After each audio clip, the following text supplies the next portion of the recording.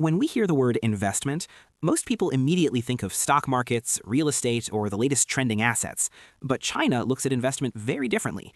It doesn't chase headlines, it doesn't rush into hype, and it rarely makes loud financial moves. Instead, China invests quietly, patiently, and with long-term intent. And by the time the world notices the impact, the foundations are already built. Today, we'll explore where China is investing its money and how these investments are shaping economic power, not just profits. Please like and subscribe to my channel. China understands that stock markets are driven as much by emotion as they are by numbers. Fear, excitement, and speculation can move prices faster than real economic value. That's why China avoids relying too heavily on short-term market gains. Instead, it prefers building systems, factories, infrastructure, logistics, and supply chains. For China, money becomes powerful only when it creates something real and long-lasting. This approach may look slow, but over time, it creates stability and control. The Belt and Road Initiative is often described as an infrastructure project, but it is much more than that. Through roads, railways, and ports, China is physically connecting dozens of countries to its economy. When a country's trade routes depend on Chinese-built infrastructure, influence naturally follows. These investments don't just move goods, they shape relationships. Over time, this network quietly ties regional economies closer to China's system, creating long-term economic alignment. Nearly 90% of global trade moves by sea. China understands that controlling ports means understanding and influencing global trade flows.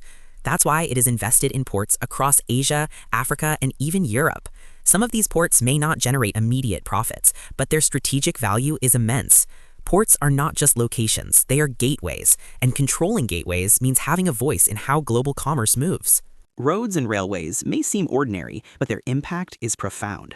When China builds rail lines inside another country, that country becomes physically connected to Chinese trade networks. Goods move faster, costs drop, and dependence slowly increases. This form of influence doesn't feel aggressive, but it is deeply effective. As trade flows grow, economic decisions begin to align naturally. It's a quiet form of power, one that works over time, not overnight. No economy can function without reliable energy.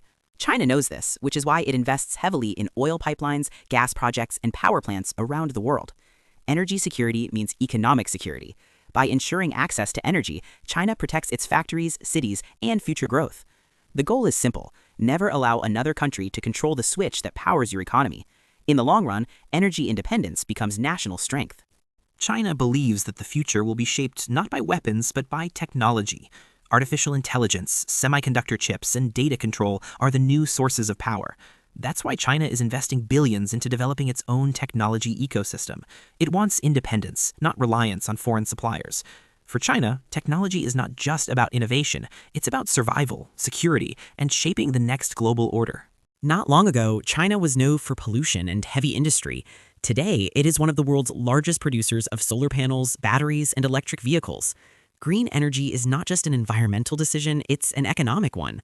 Whoever controls clean energy technologies will control future industries. China sees this shift early and is positioning itself at the center of the green economy. This is how leadership quietly changes hands. China often provides loans to developing countries for large projects. On the surface, these loans look like financial assistance, but when repayment becomes difficult, the conversation changes. Long-term leases, operational control, or strategic access often replace cash payments.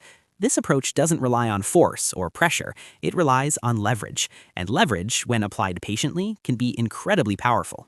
China's ultimate goal isn't just to grow its GDP, it wants to shape global supply chains and reduce dependence on the US dollar.